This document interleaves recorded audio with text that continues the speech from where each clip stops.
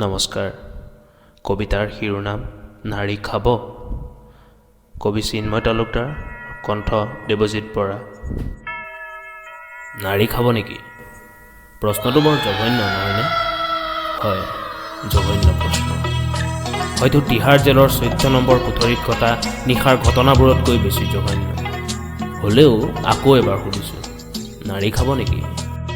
আপুনি নাৰী খায়?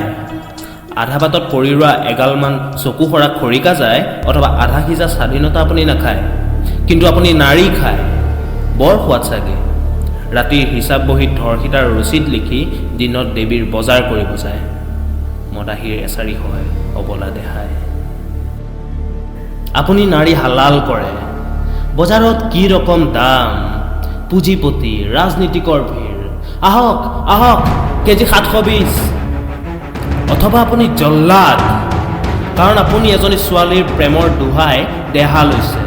আপুনি জল্লাদ এই কাৰণে আপোনাৰ গাভৰু ছোৱালীক 50 বছৰীয়া বৃদ্ধ এজনলৈ উলিয়াই দিছে। কাইলৈ হয়তো এখন চুইচাইড। ময়ো নিজক প্ৰশ্ন কৰিবলগীয়া, মই নাৰী খাওঁ নেকি? হয়তো খোৱা তোমাক জেৰেঙাৰ সতি বনাই, তোমাক কনকলতা সজাই জল্লাদ হ'ব ধৰিছোঁ। 12টা বসন্তৰ 13টা সপোন পূৰাবলৈ তোমাক হালাল কৰিছোঁ। তথাপিও তুমি নীৰৱে আছা।